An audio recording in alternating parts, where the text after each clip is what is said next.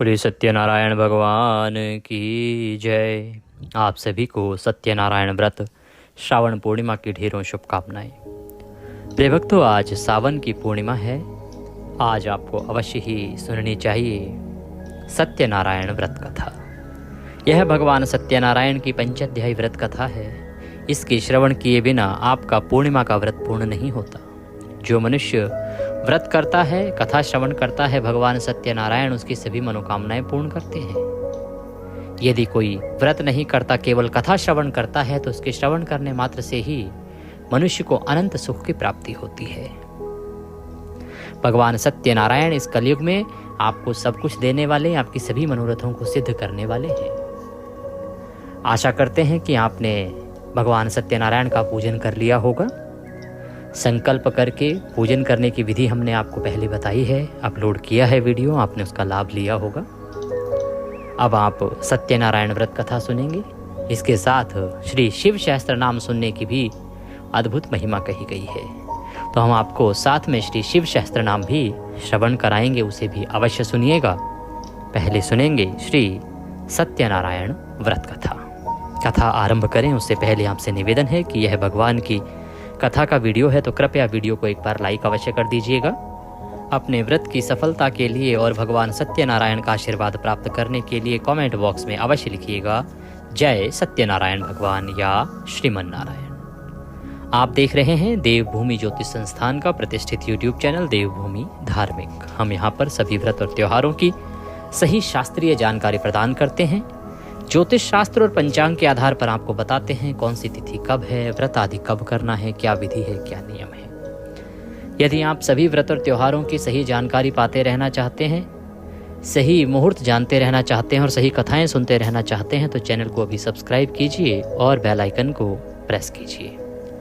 जब आप सब्सक्राइब का बटन दबाएंगे तो वहाँ एक घंटी का निशान बना हुआ आएगा, उसको अवश्य दबाइएगा, तभी आपको हमारे वीडियो मिलेंगे। तो सब्सक्राइब कीजिए और बेल आइकन को प्रेस कीजिए। आइए प्रिय भक्तों, कथा आरंभ करते हैं। अथ श्री सत्यनारायण पंचाध्यायी व्रत कथा प्रारंभ। प्रथमो अध्यायः।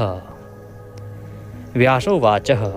व्यास जी ने कहा, एक समय सौनक आदि सभी मुनिगण नैमिसारण में एकत्र हुए और उन्होंने कलयुग में लोगों के हित के लिए वेदों व पुराणों के ज्ञाता श्री सूत जी से पूछा, हे सूत जी, हे वेद वेदांग के ज्ञाता, इस कलयुग में वह कौन सा व्रत तप है जिसके करने से मनवांछित फल मिलता है?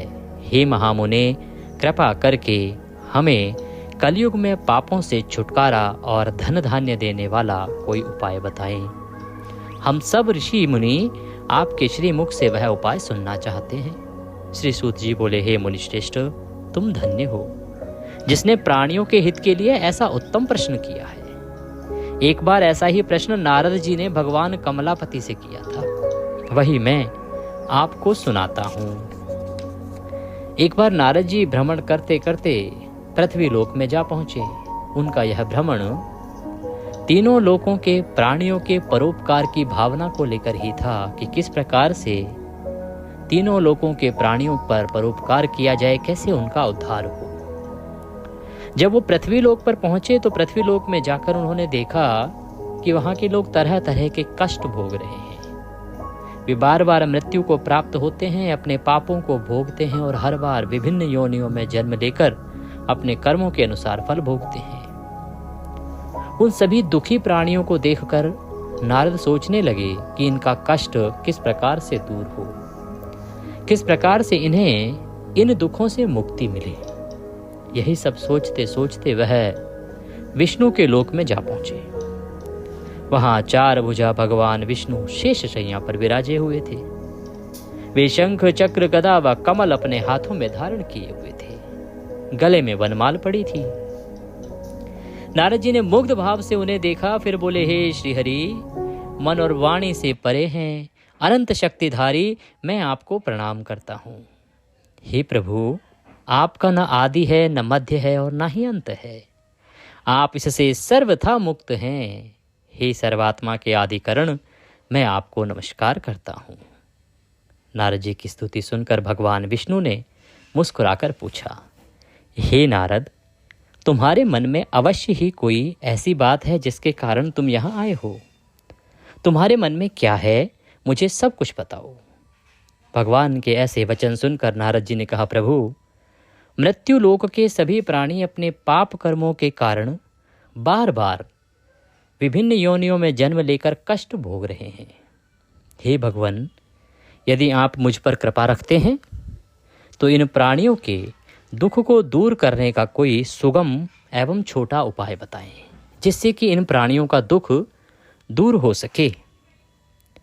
भगवान श्री विष्णु बोले, हे नारद, तुम हमेशा सबका हित चाहते हो, तुम साधु हो। प्राणियों के कल्याण के लिए यह तुमने बड़ा ही उत्तम प्रश्न किया है। मैं तुम्हें बताता हूं कि किस व्रत को करने से व्यक्ति मोह से छूट जाता है। हे नारद, जो व्रत मैं तुम्हें बताने जा रहा हूं वह स्वर्ग और मृत्यु लोक दोनों में दुर्लभ है, किंतु तुम्हारे स्नेह के कारण मैं तुम्हें इस व्रत का पूरा विधि विधान बताता हूं। हे नारद, भगवान सत्यनारायण का विधि पूर्वक व्रत करने से तत्काल ही सुख प्राप्त होता है और अंत में प्राणी मोक्ष का अधिकारी होता है। श्री विष्णु के ऐसे प्रीतियुक्त वचन सुनकर नारद जी ने प्रश्न पूछा, हे प्रभु, इस व्रत के करने से क्या फल मिलता है, इसकी विधि और समय क्या है, तथा इसे पहले किस किस ने किया है, कृपा करके यह सभी विस्तार पूर्वक बताएं। श्री विष्णु भगवान ने कहा, हे नारद, यह व्रत दुख और शोक को दूर करने वाला है। इससे धन धान्य में वृद्धि होती है तथा सौभाग्य व संतान की प्राप्ति होती है। प्राणी को चारों दिशाओं में विजय श्री दिलाने वाले इस व्रत को व्यक्ति किसी भी दिन पूर्ण श्रद्धा व भक्ति से कर सकता है। सायंकाल धर्म में पूरी आस्था रखते हुए बंधु बांधवों सहित किसी ब्राह्मण के सहयोग से भगवान श्री सत्यनारायण जी का पूजन करना चाहिए। सवाया प्रसाद बनाना चाहिए। प्रसाद में केले का फल, घी, दूध व गेहूं का आटा लेना चाहिए। यदि गेहूं का आटा उपलब्ध ना हो तो चावल का आटा लें, उसमें शक्कर के स्थान पर गुड़ मिला लें। यह सब मिलाकर सवाया बना नैवेद्य भगवान को अर्पण करें। इसके बाद कथा सुनकर प्रसाद ग्रहण करना चाहिए तथा ब्राह्मणों को दक्षिणा देनी चाहिए। बंधु बांधवों सहित ब्राह्मणों को भोजन कराकर स्वयं भी भोजन करना चाहिए। प्रसाद आदि ग्रहण करने के बाद भजन कीर्तन करना चाहिए। फिर भगवान सत्यनारायण का स्मरण करते हुए सभी बंधु बांधव अपने घरों को प्रस्थान करें। इस प्रकार जो भी भगवान श्री सत्यनारायण जी का व्रत पूजन करता है उसकी सभी मनोकामनाएं अवश्य ही पूर्ण होती हैं। इस कलयुग में दुख एवं दरिद्रता से छुटकारा पाने का इससे कोई छोटा उपाय नहीं है। श्री स्कंद पुराणे रेवाखंडे सत्यनारायण व्रत कथा प्रथम अध्याय पूर्णः। बोलो सत्यनारायण भगवान की जय। श्रीमन्नारायण नारायण नारायण भजमन नारायण नारायण नारायण लक्ष्मी नारायण नारायण नारायण भजमन नारायण नारायण नारायण। द्वितीय अध्याय प्रारंभ। सूत जी बोले, हे मुनीश्वर, पहले इस व्रत को किस किस ने किया, अब मैं तुम्हें इस विषय में बताता हूँ। सुनिए। बहुत ही रमणीय स्थल काशीपुरी में एक बड़ा ही निर्धन ब्राह्मण रहता था। वह भूख प्यास से दुखी यहाँ वहाँ भटक भिक्षा मांगकर अपना पेट भरता था। इस ब्राह्मण को दुखी देखकर ब्राह्मणों से प्यार करने वाले भगवान विष्णु बड़े व्यथित हुए। फिर एक दिन वे बूढ़े ब्राह्मण का वेश धारण करके पृथ्वी पर आकर उस ब्राह्मण से बोले, हे विप्र, तुम इतने दुखी होकर इस पृथ्वी पर क्यों भटक रहे हो? कृपा कर मुझको अपनी विपदा बताओ। ब्राह्मण बोला, हे बंधु, मैं अत्यंत ही निर्धन और दुखी हूँ। क्या आप इस निर्धनता से मुक्त होने का कोई उपाय जानते हैं? यदि जानते हैं तो कृपा कर मुझको बताएं। मैं वह उपाय अवश्य ही करूँगा ताकि मुझे इस कष्टपूर्ण जीवन से मुक्ति मिले। बूढ़े ब्राह्मण ने कहा, सत्यनारायण स्वरूप भगवान विष्णु सबको मन चाहा फल देने वाले हैं। अतः हे विप्र, तुम उन्हीं का उत्तम व्रत व पूजन करो। भगवान सत्यनारायण का व्रत व पूजन करने से मनुष्य के सब दुख दूर हो जाते हैं। हे भगवान, गरीब ब्राह्मण ने कहा, कृपया मुझे इस व्रत का विधि विधान बताएं। आपके अनुसार मैं उत्तम फल प्रदान करने वाले इस व्रत को अवश्य ही करूँगा। बूढ़े ब्राह्मण वेशधारी भगवान विष्णु ने उसे सत्यदेव भगवान के व्रत पूजन का विधान बताया और अंतर ध्यान हो गए। निर्धन ब्राह्मण ने मन ही मन में संकल्प लिया कि वह बूढ़े ब्राह्मण द्वारा बताया गया व्रत अवश्य ही करेगा। इन्हीं विचारों के कारण उसे रात भर नींद नहीं आई। दूसरे दिन वह इस संकल्प के साथ भिक्षाटन के लिए निकला कि आज जो कुछ भी भिक्षा में मिलेगा उससे मैं सत्यनारायण जी का व्रत व पूजन करूंगा। उस दिन उसे भिक्षा में काफी द्रव्य प्राप्त हुआ। उसी से ब्राह्मण ने अपने बंधु बांधवों सहित श्री सत्यनारायण भगवान का व्रत किया। व्रत के प्रभाव और भगवान सत्यदेव की कृपा से वह संपत्तिवान हो गया तथा तब से उस ब्राह्मण ने प्रति माह व्रत रखना आरंभ कर दिया और अंत में सब पापों से मुक्त हो मोक्ष को प्राप्त हुआ। हे विप्रो, इस प्रकार पृथ्वी पर जो कोई भी श्रद्धापूर्वक इस व्रत को करेगा उसके सभी दुख दूर होंगे। श्रीमान नारायण जी ने यही वचन नारद जी से कहे थे।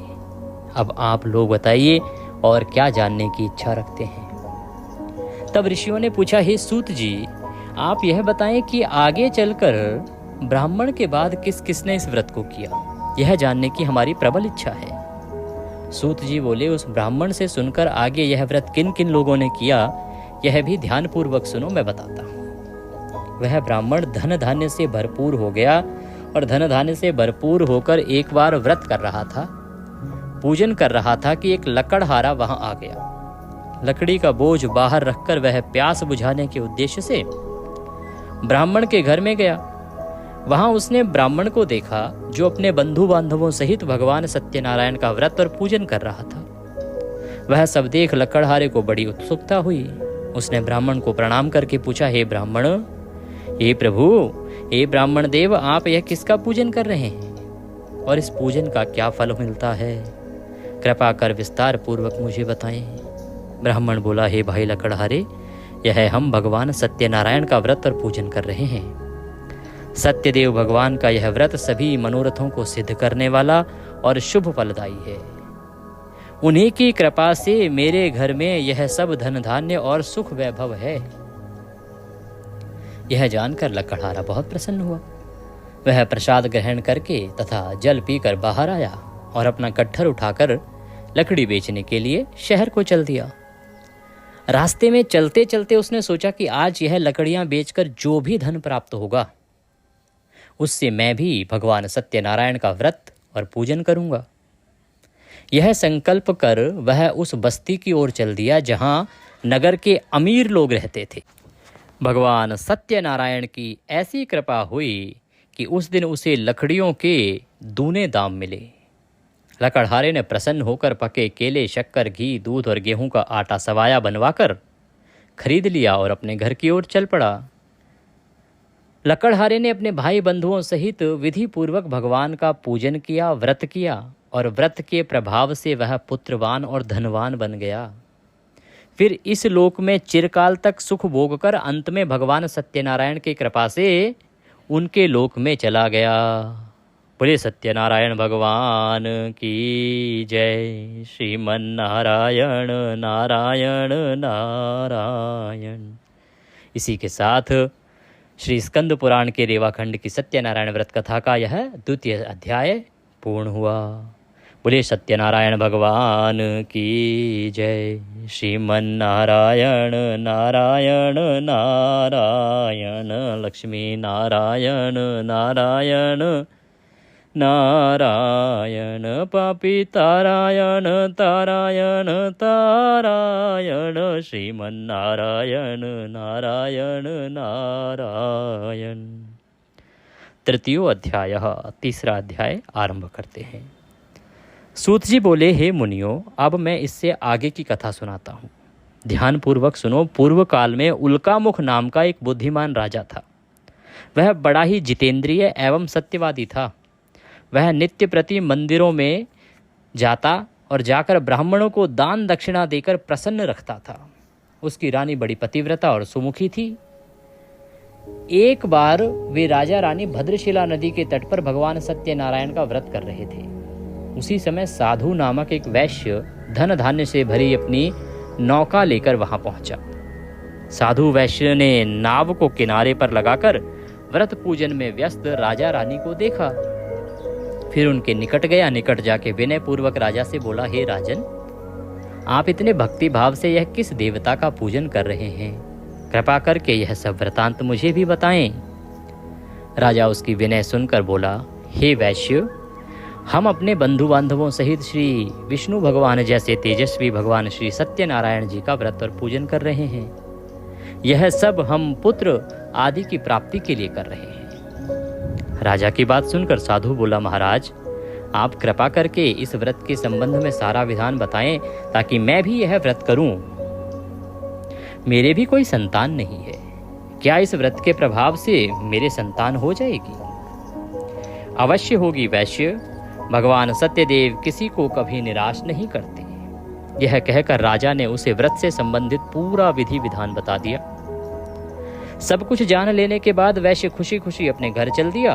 घर पहुंचकर उसने अपनी पत्नी लीलावती को सब कुछ बताया और फिर बोला, यदि हमारे घर संतान हुई तो हम भी सत्यनारायण भगवान का व्रत करेंगे। उसकी पत्नी यह सुनकर बहुत प्रसन्न हुई। इस प्रकार दिन गुजरने लगे और कुछ समय बाद लीलावती गर्भवती हो गई। 10वें माह में उसने एक कन्या को जन्म दिया। यह कन्या चंद्र की कला की भांति दिनों दिन बढ़ने लगी। इस कन्या का नाम कलावती रखा गया। एक दिन लीलावती ने अपने पति से कहा, स्वामी, आपने कहा था कि जब हमारे संतान उत्पन्न हो जाएगी तब आप भगवान सत्यनारायण का व्रत व पूजन करेंगे। अब आप अपने संकल्प के अनुसार यह कार्य क्यों नहीं करते? साधु बोला, प्रिय, हम कन्या के विवाह के समय यह व्रत कर लेंगे।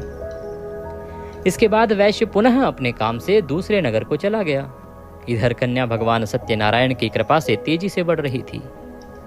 एक दिन वैश्य ने अपनी पुत्री को सहेलियों के साथ विचरण करके देखा तो उसे सुधि आई कि कन्या सयानी हो गई है और अब उसका विवाह कर देना चाहिए। अतः पत्नी से विचार विमर्श करके उसने शीघ्र ही कन्या के योग्य वर तलाशने के लिए अपने दूतों को भेजा। वैश्य की आज्ञा पाकर दूत सर्वप्रथम सुसंपन्न कांचन नगर को चल दिए। कुछ दिनों बाद वे वहां से एक बड़े ही गुणवान और सुंदर वैश्य पुत्र को अपने साथ ले आए। साधु वैश्य ने अपने बंधु बांधवों सहित उसे देखा और वार्तालाप करके संतुष्ट हो गया। फिर कुछ दिन बाद उसने विधि पूर्वक अपनी कन्या का विवाह उसके साथ कर दिया। लेकिन दुर्भाग्यवश उस समय भी वह भगवान श्री सत्यनारायण जी का व्रत व पूजन करना भूल गया। परिणाम स्वरूप श्री सत्यनारायण भगवान रुष्ट हो गए। इस प्रकार कुछ समय बीत गया। अब वैश्य ने सोचा कि व्यापार के लिए चलना चाहिए। अपने कार्य के प्रति वह सदा ही सचेत रहता था, अतः अपने जमाता को लेकर वह व्यापार के लिए चल दिया। इस बार वह समुद्र के समीप रत्नसार नामक सुंदर और संपन्न नगर गया।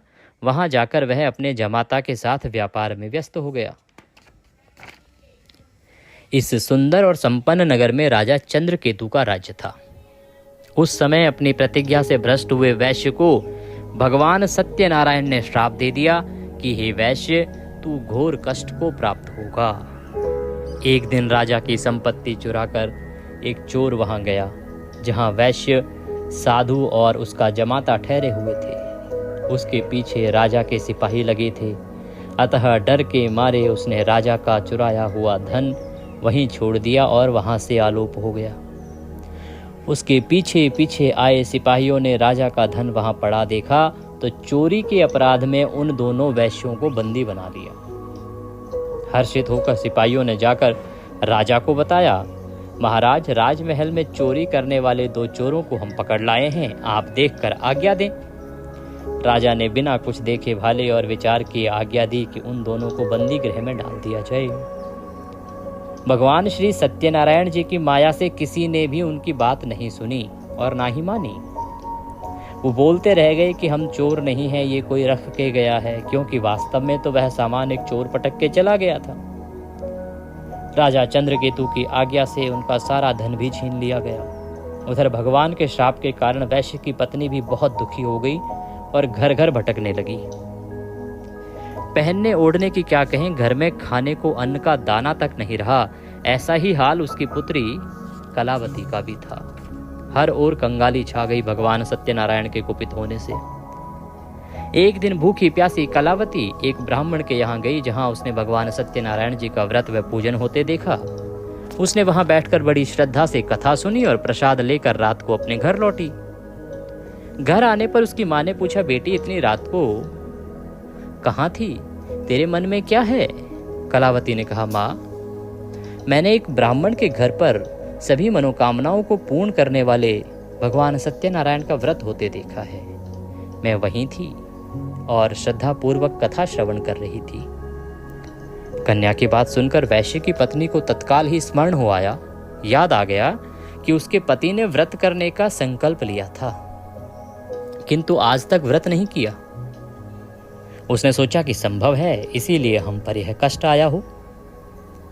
यह सोचकर उसने तत्काल निर्णय लिया कि अपनी पुत्री के साथ वह भी व्रत को करेगी।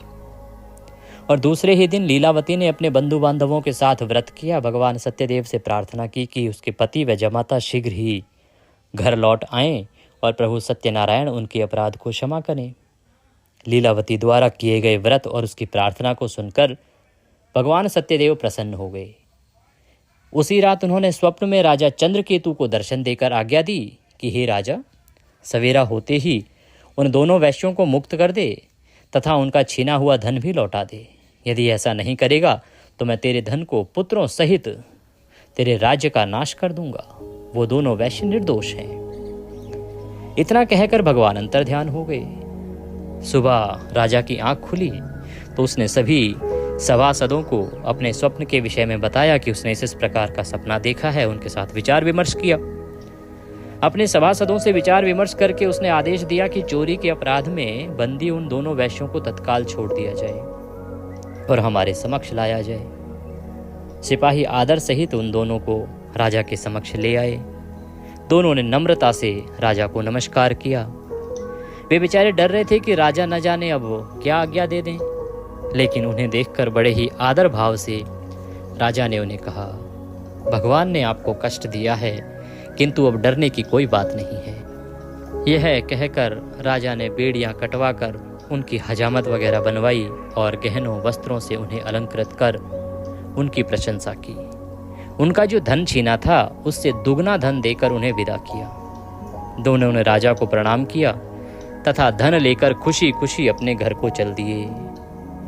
श्री स्कंद पुराण के रेवाखंड के सत्यनारायण व्रत कथा का तृतीय अध्याय यहाँ पूर्ण हुआ। बोलिए सत्यनारायण भगवान की जय।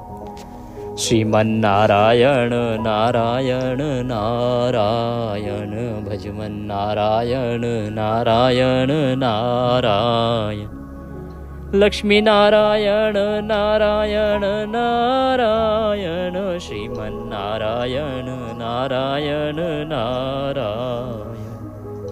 बोलिए सत्यनारायण भगवान की जय। श्री सूत जी बोले, इस प्रकार साधु नामक वैश्य मंगल स्मरण करके और ब्राह्मण को दक्षिणा आदि देकर अपने घर को चल दिया।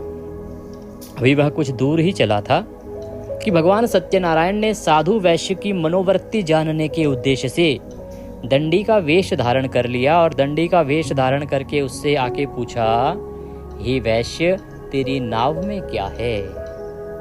धन के मद में चूर वैश्य ने कहा, हे दंडी स्वामी, क्या तुम्हें मुद्रा चाहिए?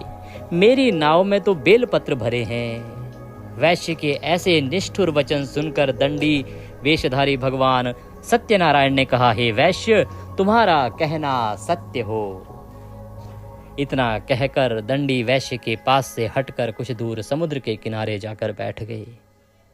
भगवान ने सोचा कि अब इतने के बाद हो सकता है मन बदल गया हो तो परीक्षा ले लेते हैं। तो भगवान सत्यनारायण ने उनका मन जानने के लिए पूछ लिया कि नाव में क्या है, पर वो अभी मद में चूर थे। उन्होंने कहा, आपको क्या दक्षिणा आदि चाहिए, धन चाहिए क्या? मेरी नाव में तो बेलपत्र हैं। भगवान ने कहा, तथास्तु। जैसा तुमने कहा वैसा ही हो।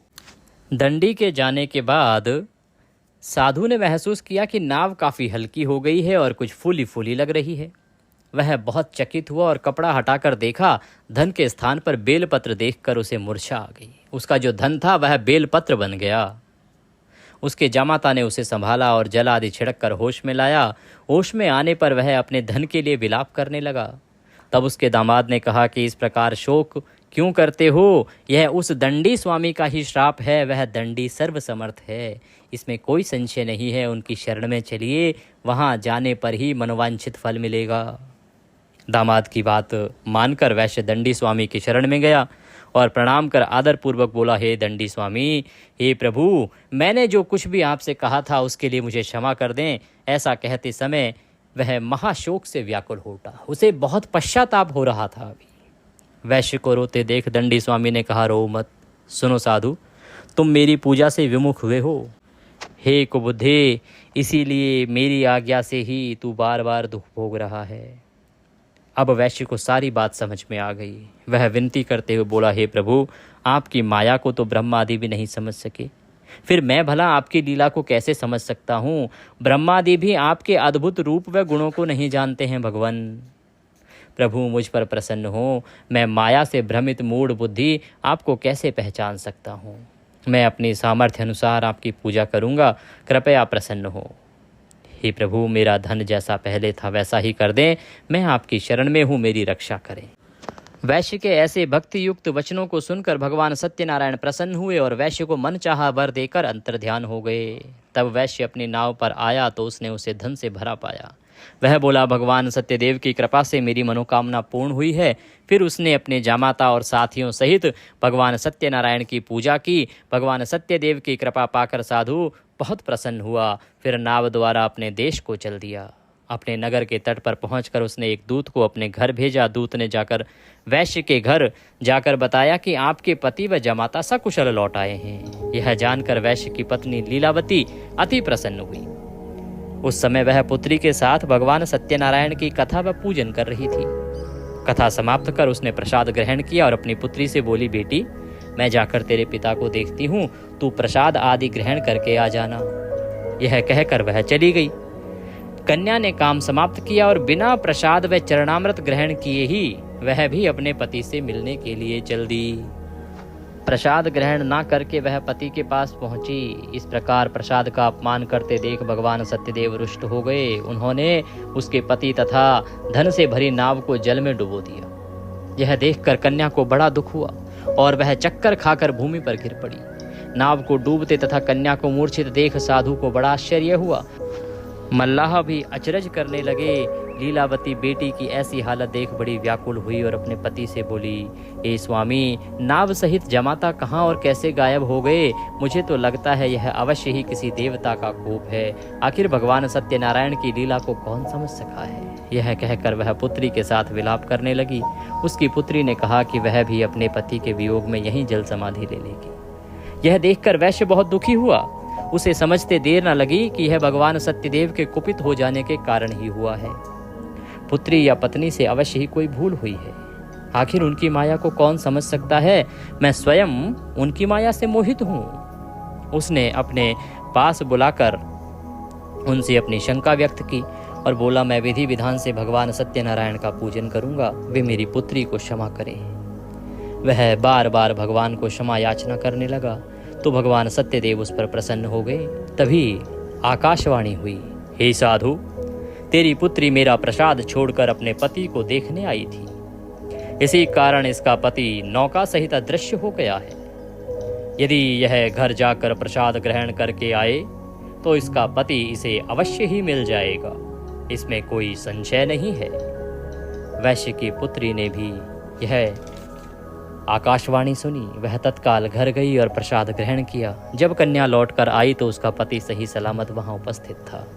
यह देखकर वह बहुत प्रसन्न हुई और पिता से बोली, हे पिताजी, अब घर चलिए, अब क्या देर है?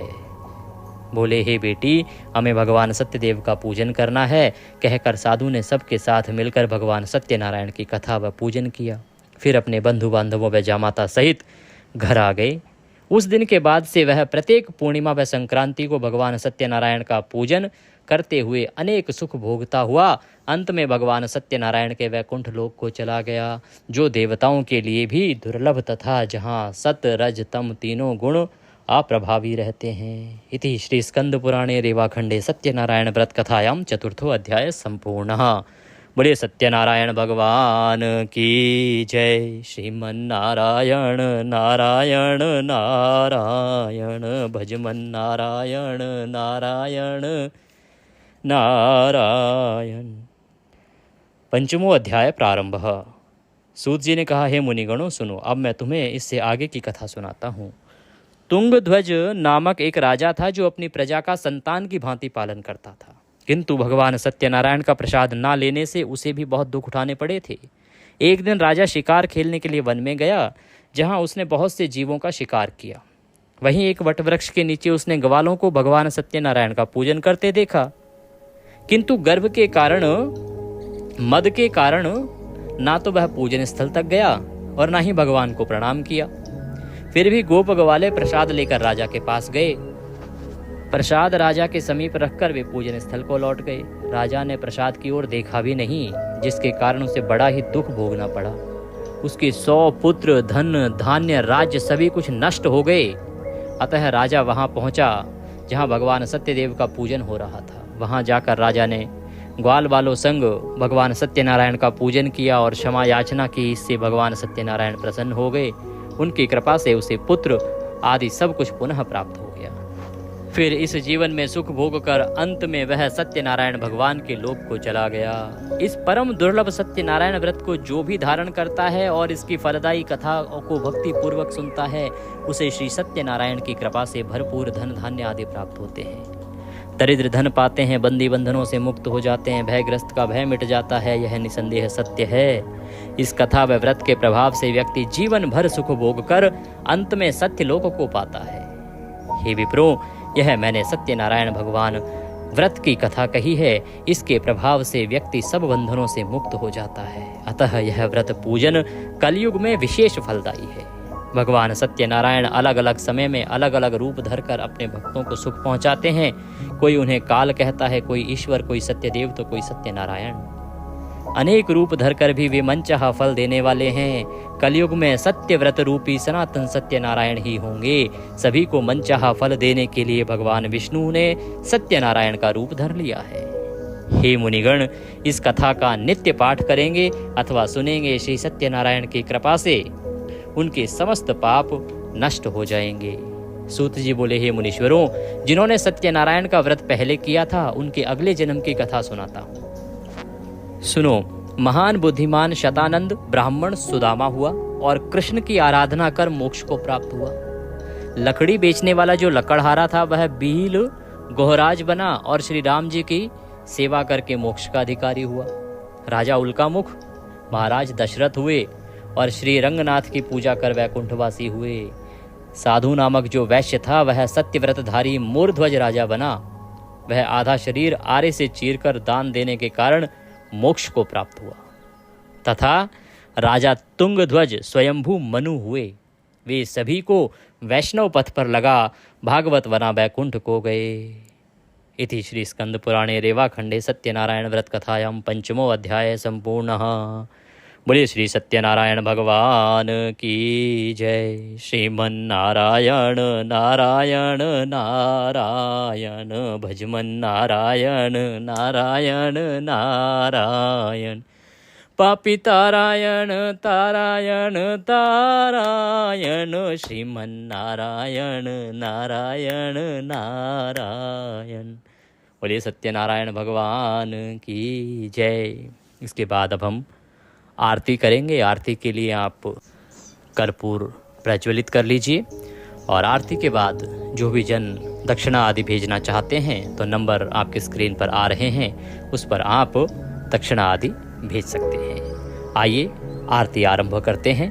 ओम कर्पूर गौरम करुणावतारम संसार सारम भुजगेंद्रहारम सदा वसंतम हृदयारवृंदे भवम भवामी सहितं नमामि। ओम जय लक्ष्मी रमणा स्वामी जय लक्ष्मी रमणा सत्यनारायण स्वामी जनपातक हरणा। ओम जय लक्ष्मी रमणा रत्न जड़ित सिंहासन अद्भुत छवि राजे प्रभु अद्भुत छवि राजे। नारद करत निराजन घंटा ध्वनि बाजे। ओम जय लक्ष्मी रमणा प्रकट भये कलि कारण। द्विज को दर्श दियो प्रभु द्विज को दर्श दियो। बूढ़ो ब्राह्मण बनकर कंचन महल कियो। ओम जय लक्ष्मी रमणा दुर्बल मील कठारो। जिन पर कृपा करी चंद्रचूड़ एक राजा तिनकी विपत्ति हरी। ओम जय लक्ष्मी रमणा वैश्य मनोरथ पायो। श्रद्धा त्यज दीनी सो फल भोग्यो प्रभु जी फिर स्तुति कीनी। ओम जय लक्ष्मी रमणा भाव भक्ति के कारण छिन छिन रूप धर्यो।